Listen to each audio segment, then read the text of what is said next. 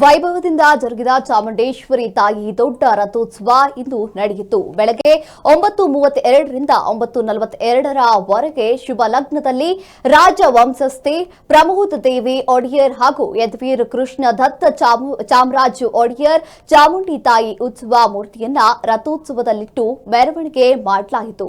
ಇನ್ನು ವಜ್ರಾಭರಣದಿಂದ ಕಂಗೊಳಿಸಿದಂತಹ ಚಾಮುಂಡೇಶ್ವರಿಯ ತಾಯಿಯ ಉತ್ಸವ ಮೂರ್ತಿ ರಥೋತ್ಸವದಲ್ಲಿ ಪ್ರಮೋದಾ ದೇವಿ ಒಡೆಯರ್ ಯದುವೀರ್ ಪತ್ನಿಯಾಗಿದ್ರು.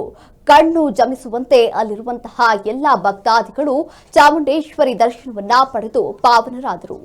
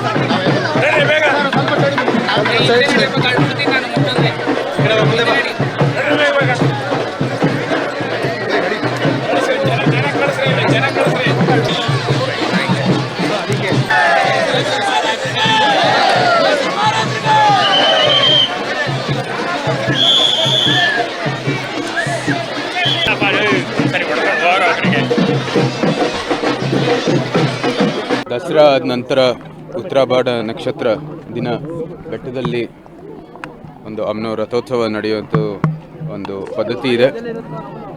ಅದೇ ಅಂತೆ ಇವತ್ತು ಅಮ್ಮನವರ ರಥೋತ್ಸವ ನಡೆದಿದೆ. ಸರಿಯಾದ ರೀತಿಯಲ್ಲಿ ಸಮಯಕ್ಕೆ ತಕ್ಕಂತೆ ಎಲ್ಲ ವಿಧಿಗಳು ಮುಗಿದಿದ್ದಾವೆ. ಮತ್ತು ಈಗ ರಥ ಇಲ್ಲಿ ನಮ್ಮ ದೇವಸ್ಥಾನದ ಒಂದು 3 ಪ್ರದಕ್ಷಿಣೆ 2 ಪ್ರದಕ್ಷಿಣೆ ಮಾಡಲಿದೆ. ಎಲ್ಲ ಸರಿಯಾದ ರೀತಿಯಲ್ಲಿ ನಡೆದಿರೋದು ಅತ್ಯಂತ ಸಂತೋಷದ ವಿಚಾರ. ನಾಡಿನ ಸಮಸ್ತ ಜನರಿಗೆ ಒಳ್ಳೆಯ ಆರೋಗ್ಯ, ಅಭಿವೃದ್ಧಿ, ಸಮೃದ್ಧಿ ಸುಭಿಕ್ಷವಾಗಿರಲಿ ಅಂತ ನಾವು ಪ್ರಾರ್ಥನೆ ಮಾಡಿದ್ವಿ. ದಸರಾ ಆದ ನಂತರ ಉತ್ತರಾಭಾಡ ನಕ್ಷತ್ರ ದಿನ ಬೆಟ್ಟದಲ್ಲಿ ವರ್ಷ ಬರೋ ಚಾಮುಂಡೇಶ್ವರಿ ಅಮ್ಮನವರ ರಥೋತ್ಸವ ನಿರ್ವಿಘ್ನವಾಗಿ ಎಲ್ಲ ದಸರಾ ಕಾರ್ಯಕ್ರಮ ಇದು ಅದರದ್ದೇ ದಸರಾ ಕಾರ್ಯಕ್ರಮದ ಒಂದು ಭಾಗನೇ. ದಸರಾನು ಎಲ್ಲ ದೂರಿಯಾಗಿ ಚೆನ್ನಾಗಿ ನಡೀತು. ಇದೂ ಎಲ್ಲ ಇವತ್ತು ಸಂಭ್ರಮದಿಂದ ಎಲ್ಲರೂ ಆಚರಿಸಿದ್ದೀರಾ.